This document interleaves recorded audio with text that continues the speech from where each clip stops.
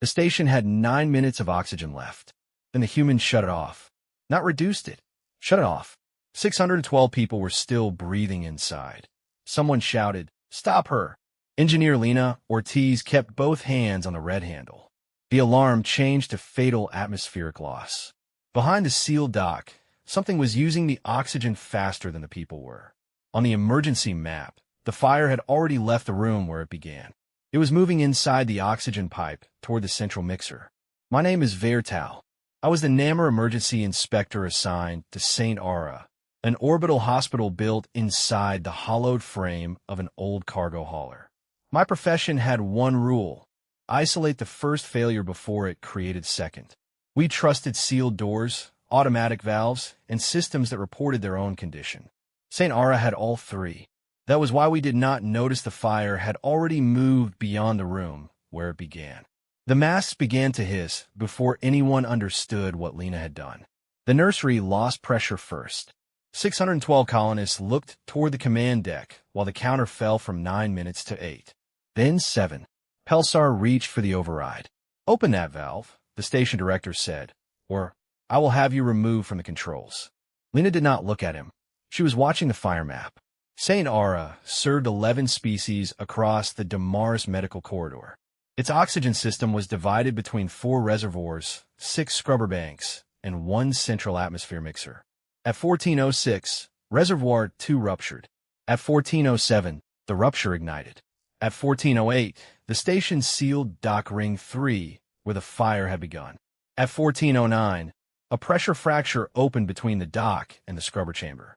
The fire began pulling oxygen from the entire ring. It was no longer a room fire. It was a moving failure inside the station itself. By 14:10, the station predicted 9 minutes of breathable air. The standard procedure was simple: maintain oxygen pressure, seal the damaged ring, evacuate the population to the core. The standard procedure assumed the fire remained inside dock ring 3. It did not. A blue line appeared on the emergency map, moving along the oxygen conduit toward the central mixer. "The fire was no longer inside dock ring 3, I said. The station director stared at me. "It was inside the pipe." "That is impossible," Pelsar replied. "It is already there." The map updated. The blue line crossed the first junction. If it reached the mixer, the station would not lose oxygen in 6 minutes. The mixer would become an explosive chamber connected to every occupied deck. Pelsar ordered the oxygen reservoirs isolated. The valve stayed open. Their new control relays had melted into the position that fed the fire. The station was not losing air because its tanks were empty. It was losing air because every automatic system was still helping the flame. "Seal the mixer," I said. "We cannot," Pelsar replied. "Why?" "Because the mixer controls pressure on the medical decks. If you seal it, the wards lose flow. If we do not seal it, the wards explode." He looked at the counter. 8 minutes. 7 minutes. That was when Lena Ortiz pushed past the medical officer and entered the command circle. She carried a black paper notebook. Its corners were swollen from water or old disinfectant. A strip of yellow tape held the cover together. "This station has an independent foam manifold," she said. Pelsar shook his head. The manifold was removed. The automated manifold was removed. "Then what are you talking about?" "The manual one." She opened the notebook. It was not a manual. It was a list of people. Jalen Voss, saved after scrubber collapse. Mira's son, moved before pressure inversion. Deck 4 nursery, manual foam release, 211. Every page was a system failure someone had survived. On the last page, Lena had written one sentence in thick black ink. "When the system fails, use the part everyone stopped calling a system." She looked at me. "The foam manifold is still there," she said. "It is behind the old surgical wall." Pelsar's facial plates tightened. "That wall is part of the sealed fire zone." "Yes." "The fire is in that zone." "Yes." "The only access is through the oxygen conduit." "Yes." "And you want to enter it?" "No. I want to remove the air first." The counter reached 6 minutes. Lena pulled the isolation handle all the way down. Every living deck began to suffocate so the fire would have nothing left to burn. I had her arrested for reckless endangerment. Pelsar canceled the arrest before security reached us. Not because he trusted her, because the mixer temperature had stopped rising. For 3 seconds, the station was silent except for the breathing of 600 people inside masks that were no longer receiving air. Lena pointed to the display. Now we have a fire we can kill. The sentence sounded like a victory. It was not. It was only the first problem becoming visible. Pelsar stared at the oxygen counter. We have 600 people we are killing. Not yet. The counter says otherwise. The counter measures oxygen, Lena said. It does not measure nitrogen. The air was a mixture, not a single thing. The fire had consumed the oxygen. It had not consumed the nitrogen. If the old manifold still connected to the ballast tanks, Lena could starve the flame without venting the station into space. If she was wrong, the same nitrogen would fill the medical decks and kill the patients faster than the fire. I asked her how certain she was. She looked at the paper checklist. I'm certain the fire has already chosen for us. She entered the sealed ring. I followed because my inspection license required me to witness any action that could alter the station's emergency classification. That was the official reason. The unofficial reason was that human decisions were easier to criticize from outside the room. The corridor beyond the blast door was black with smoke. Emergency strips glowed along the floor. Something struck the oxygen conduit behind the wall with a dull metal pulse. The fire had reached the mixer junction. Lena counted doors as she moved. Why the paper? I asked. Because the station network is lying. It is damaged. Damaged systems fail in patterns. Networks lie when they report a value they believe you want. She stopped beside the old surgical wall. There was no access panel. Only a layer of medical plating and a faded symbol showing a hand pressing against a circle. Lena placed her palm against it. Nothing happened. The fire pulse struck again. The wall brightened red. Manual release, she said. She drew a cutting tool from her belt. The tool had enough charge for 1 cut. The wall required 3. She looked at the tool, then at the oxygen counter projected inside my visor. 5 minutes. The first strike did nothing. The second bent the plating. The third opened it. Behind the wall waited a hand wheel, a dead pressure gauge, and pipes the refit team had declared obsolete.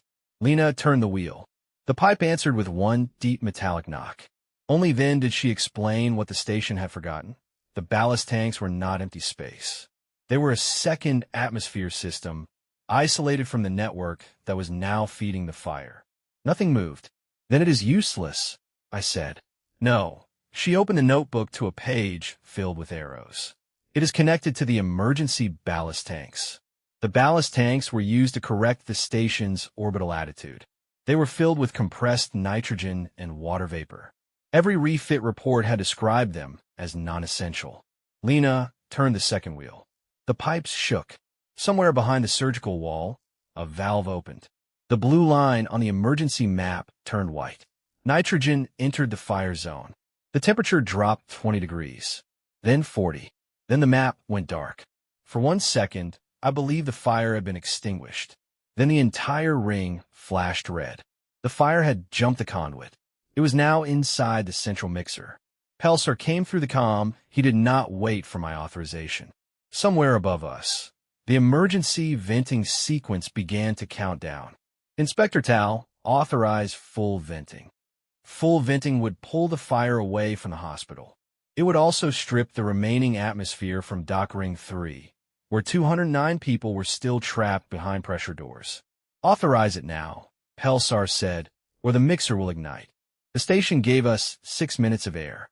Pelsar gave us 40 seconds of procedure. The paper checklist had fallen open at Lena's feet. On the page beneath the names was a handwritten emergency sequence. First, stop the fire. Second, save the air. Third, open the doors. Never reverse the order because the first 2 are easier. What does the third step require? I asked. Lena pointed at the ballast display. Beneath the names in her notebook, a hand-drawn line connected the old surgical wall to the ballast tanks. The station had removed the route from its network. The people who had used it had removed it from memory. The nitrogen tanks were nearly empty. The foam manifold had slowed the fire, but had not extinguished it. The remaining nitrogen could save the mixer or reopen the trapped decks. It could not do both. Pelsar ordered full venting. I had 9 seconds to authorize it. Lena reached for the manual valve. I stopped her hand. If we save the mixer, the dock dies. If we open the dock, the fire reaches the wards. You have no third option. Lena looked at the paper checklist. Then she smiled. Not yet. The yellow tape came off the notebook in one piece. Beneath, it was a narrow strip of copper, darkened by age and fingerprints. Lena pressed it against 2 exposed terminals on the manifold. The emergency lights died. Across the hospital, every automatic pressure door unlocked and then slammed shut again. The medical decks lost atmosphere flow. Pelsar shouted through the comm, "What did you do?" "Open the old transfer route." There is no transfer route. There was one before the refit. A section of the surgical wall folded inward. Behind it waited a tunnel barely wide enough for a stretcher. Its walls were lined with faded handholds and emergency lamps that had not seen power in 20 years. The tunnel did not appear on the station network. It had no cameras, no remote controls, no automatic pressure lock. It was too narrow for a maintenance drone, wide enough for one human. Lena reached into the wall and removed a manual foam canister. I read the pressure display. The central mixer was 36 seconds from ignition. "What happens if you use that?" I asked. "The fire stops, and the mixer stops with it." The mixer controlled atmosphere flow across the hospital. Without it, every deck would have to be balanced by hand. The station would remain alive. It would no longer be able to save itself automatically. "How long?" I asked. "Until we replace the mixer. That could take hours. Then we have hours to keep breathing." She clipped the canister to her suit. "Have you done this before?" I asked. "No." "Then how do you know it will work?" She sealed the tunnel door behind her. "I know what happens if I do nothing." The door opened into heat. Lena crawled forward. The fire inside the mixer chamber had turned white. It burned in the remaining oxygen-poor mixture, bright enough to show the bones of the machinery behind it. Pelsar came through my comm again. "Inspector Tal, authorize full venting." The medical officer answered before I could. "Nursery pressure is falling. We have 6 unconscious. Authorize venting," Pelsar repeated. The station gave me 9 seconds. 9 seconds to choose between the hospital and the people trapped outside it. 8. Lena reached the mixer junction. 7. The fire struck the chamber wall. 6. She raised the foam canister. 5. "Inspector," Pelsar said, "if you do not authorize venting, their deaths are your responsibility." 4. I watched Lena place one hand against the burning pipe. 3. She pulled the trigger. The first burst of foam failed. It scattered across the chamber floor and boiled away. 2. The fire moved toward the oxygen feed. 1. Lena changed the angle by less than a hand's width. She pulled the trigger again. The second burst struck the base of the white flame. The fire folded inward. The temperature dropped 20 degrees, then 40. Then the chamber flashed red. For one terrible second, the foam line froze. The mixer began to ignite. Lena was still inside the tunnel. I reached for the venting control. Then her hand appeared through the smoke. She had wrapped the melted glove around the manual trigger and locked it open. The third burst filled the chamber. The fire folded inward, and the melted glove locked around the trigger like a hand that refused to let go. The white flame collapsed into darkness. The blue line vanished from the emergency map. The central mixer stopped. So did every automatic atmosphere control in Saint Orra. For 3 seconds, the hospital made no sound. Then oxygen flow returned at 12%. The medical decks opened their internal vents. The nursery monitors began counting breaths again. 1, 2, 3, 6. The trapped colonists were receiving air. The fire was gone. The mixer was dead. Lena crawled out of the tunnel without the canister. One side of her suit had burned black. Her left glove had fused into the wrist seal. Pelsar demanded an authorization record. Who approved the procedure? I opened the report interface. The station asked me to select a name. Lena Ortiz. Pelsar. Beital. I selected my own. The station asked for a name. I gave it mine because Lena had already given the station everything else. I did. Lena looked at me. She knew it was not true. I knew it was not true, but a procedure had not saved Saint Orra. A person had continued moving after the procedure ended. The report needed to remember that difference. Saint Orra survived the fire. It did not survive unchanged. The central mixer was sealed behind a layer of ceramic foam. The automatic valves were useless. Every deck had to be balanced by hand, while technicians rebuilt the atmosphere network. For people were injured. No one died. The refit contractor called the old ballast system a design error. The hospital staff called it the reason they were alive. They recovered Lena's notebook from the surgical tunnel. The foam had blurred the ink, but the names were still readable. Jalen Voss, Mira Senator the Deck for Nursery. At the bottom of the page, Lena had written one more line. Saint Orra, saved after the system was declared complete. The NAMR board asked whether Lena had violated procedure. I said yes. They asked whether the procedure had failed. I said no. It had protected Saint Orra from the first failure. It had never been written for the second. The board ordered every life support station to preserve one independent mechanical system outside the central network. The new record was filed under human exceptions, not because humans were stronger, but because they kept finding the problem after everyone else had named the problem finished. The humans objected. They requested 3. The request was approved. 6 months later, I returned to Saint Orra. The mixer had been replaced. The automatic valves had been redesigned. The old surgical wall remained open as a memorial. Lena's checklist was mounted inside the new emergency cabinet. Beneath the old names, someone had written, "If the air disappears, ask what the fire is still breathing." Then the amber indicator above the cabinet lit again. A mining shuttle had lost pressure 3 kilometers outside the station. The new system calculated that Saint Orra could support 5 patients. The shuttle carried 6. Lena opened the cabinet. "First, we stop the leak," she said. "Second, we save the air. Third, we open the doors." The computer returned one message. No approved solution. Lena looked at the display. Then find an unapproved one. 41 seconds later, all 6 passengers were inside. I filed my report before the board could ask me to soften it. Humans were not better at surviving because they had stronger lungs, faster reflexes, or superior machines. They were better because they refused to believe a failed system was the same thing as a finished problem. When Saint Orra had 9 minutes of oxygen left, Lena Ortiz had turned it off because the fire was using their future as fuel. She had not saved the station by finding a perfect answer. She had saved it by refusing to stop at the first answer that failed.